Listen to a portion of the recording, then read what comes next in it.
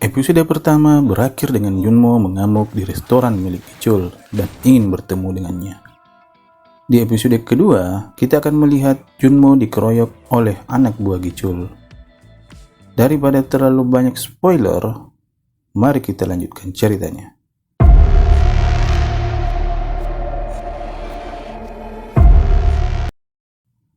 Malam itu di restoran, Gichul bertanya siapa Seonho dan mengapa arloji itu ada di tangannya. Mereka juga bertanya mengapa Seonho baru muncul sekarang setelah berapa lama kematian Taeho. Taeho tidak pernah membicarakan Seonho, akan tetapi Junmo berusaha memprovokasi Gichul dan teman-temannya agar mendapat perhatian Gichul. 그래서 니들이 진짜 태호 친구 많이 아니야? 어?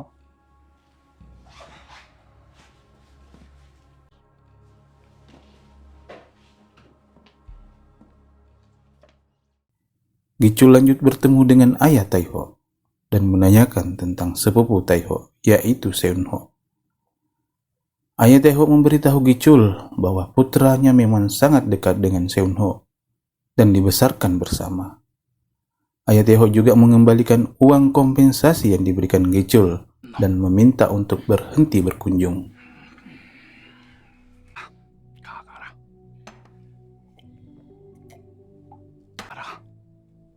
자꾸 태호 생각만 나고.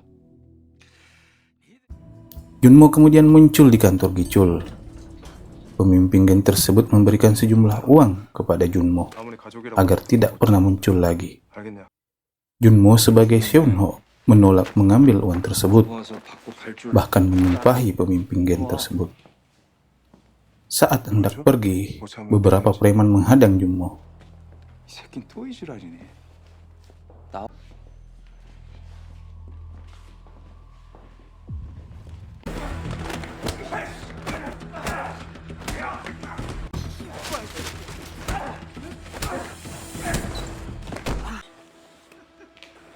빨리빨리 치워 이 새끼들아. 방 누가 잤어? 어?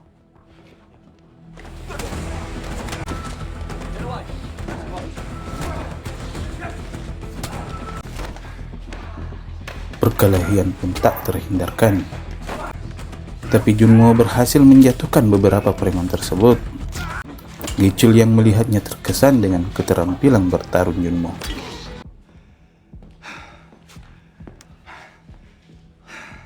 Gichul kemudian mendekati Junmo dan berkata, "Sepertinya keberadaanmu di sini bukan karena uang."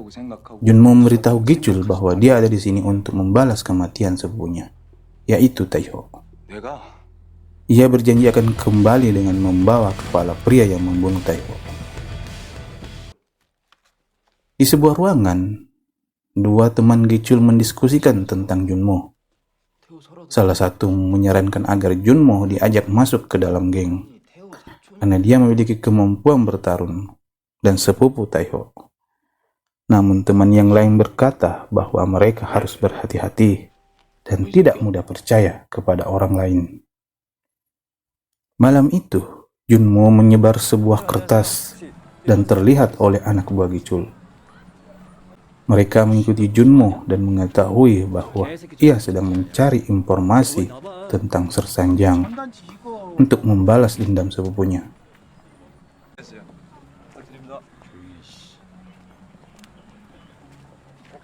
Sementara itu, tangan kanan Gichul, Haesung, memberikan uang kompensasi rutin kepada bos besar di Busan.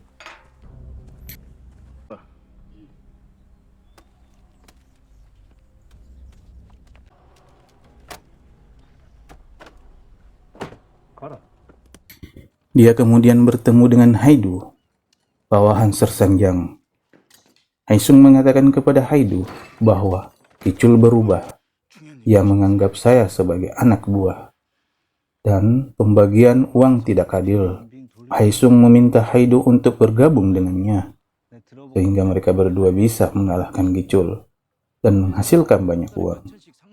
씨바 지 종인 줄 안다니까. 지랄들을 한다 이 등시새끼. 입장에서는 잠깐 역전당했던 거 멋지게 재역전하는 거지. 친구 한번 담가보고 싶어가 이 먼 데까지 찾아왔나?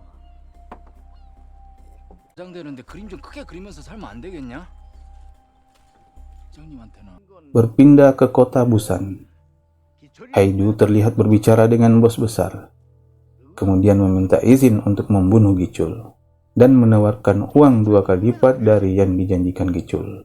Haesung memberitahu Haidu bahwa Gicul akan mengadakan pesta di klub malam yang akan diresmikannya. Saat itulah mereka bisa melancarkan aksinya untuk membunuh Gicul. Haesung juga berkata bahwa ia sudah menyiapkan beberapa senjata untuk Haidu dan anak buahnya. 그냥 내가 미리 갖고 들어가서 가면 작은 바가 하나 있어. 내가 그 밑에도 넣어놓을게. 형들이다. 그 부탁인데 너무 심하게 다치. 가자. 예 형님.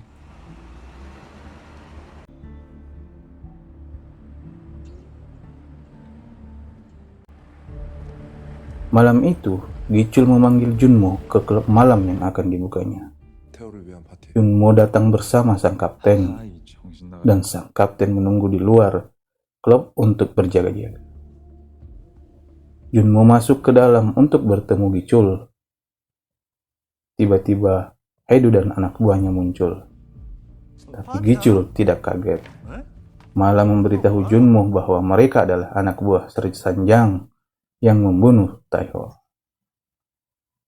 Anak buah Haidu mencari senjata yang Haesung janjikan kepada mereka. Namun tak ada satupun senjata. Haesung mengunci para preman di dalam ruangan.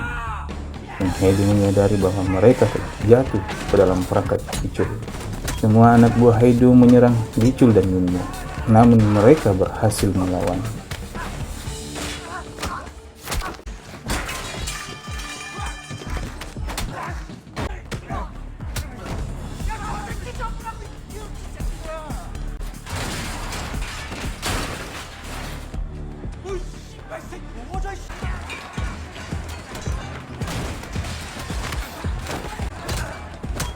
Tak lama kemudian, semua anak buah Gicul yang bersembunyi di dalam klub malam itu mengungkapkan diri mereka dan menyerang anak buah Haidu.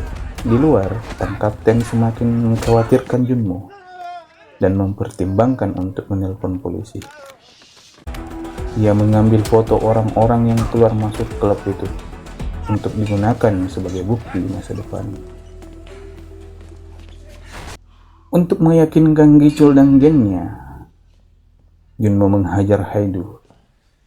Pertarungan berakhir dengan Gicul mematahkan kaki Haidu setelah Gicul mengiris pipinya dan memperingatkan dia agar tidak muncul di wilayah mereka.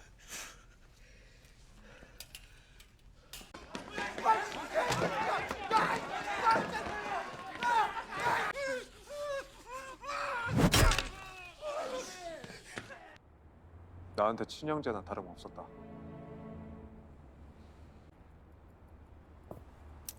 Di luar klub, Gicul memberitahu Junmo bahwa dia telah membalas dendam Taiho dengan membunuh Sri Sanjang.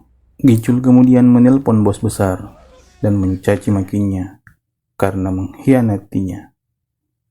Dia mengatakan kepada bos besar bahwa dia tidak akan membayar kompensasi apapun kepadanya sebagai hukuman karena memihak Haidu. Bos besar marah dan memerintahkan anak buahnya untuk membawa Gicul ke Busan dan membunuhnya. Sementara itu, Gicul meminta Junmo atau Seunho untuk mewujudkan impian saudaranya, yaitu Taiho, dan memberinya wewenang untuk menjalankan klub malam di tempat itu. Junmo menyetujui kesepakatan tersebut dan bergabung dengan geng Gicul.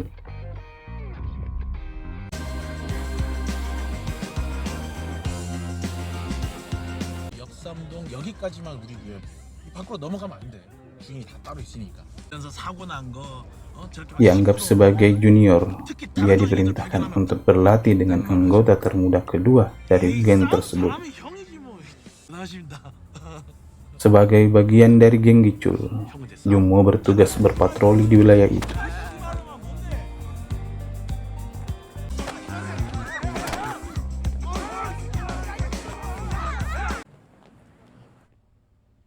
아유 이 씨발 진짜.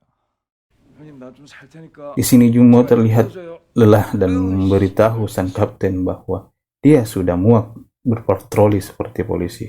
Dan sekarang dia terpaksa melakukan hal yang sama sebagai gangster. Setelah beberapa hari pelatihan, Junmo bertanya kepada Hyundai, apakah geng tersebut terlibat dalam perdagangan narkoba. Namun Hyundai mengatakan bahwa anak buah rendahan seperti kita tidak akan tahu apapun yang sedang dilakukan oleh para bos. Di sisi lain, Yoji, istri Junmo, mengetahui bahwa Junmo berbohong kepadanya dan meninggalkan pesan suara untuknya. Junmo mengatakan ke Hyundai kalau dia ada urusan. Ternyata dia menemui istrinya dan makan siang. Seperti biasa, 이제 얘기해봐. sikap para wanita hanya diam. 요즘 뭐 하고 다니는?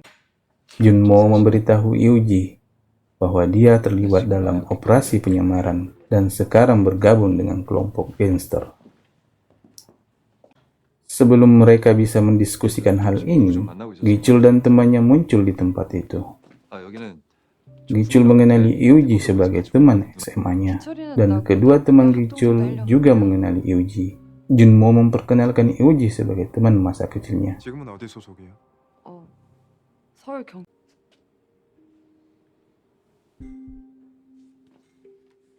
Dan segera pergi bersama Gichul. Di luar restoran, anak buah Gichul mulai mencurigai Junmo karena dia sedang bertemu dengan seorang polisi. Junmo bersumpah bahwa dia hanya bergaul dengan Yuji karena mereka adalah teman masa kecil, dan berbohong bahwa dia juga membantu Junmo menangani kasus ayahnya yang terlibat kasus narkoba. Yuji menelpon sang kapten, bertanya soal misi rahasia Junmo. Di sisi lain, Junmo diminta mengemudikan mobil. Suasana di dalam mobil menjadi tegang karena kedua teman Gichul masih mencurigai Junmo.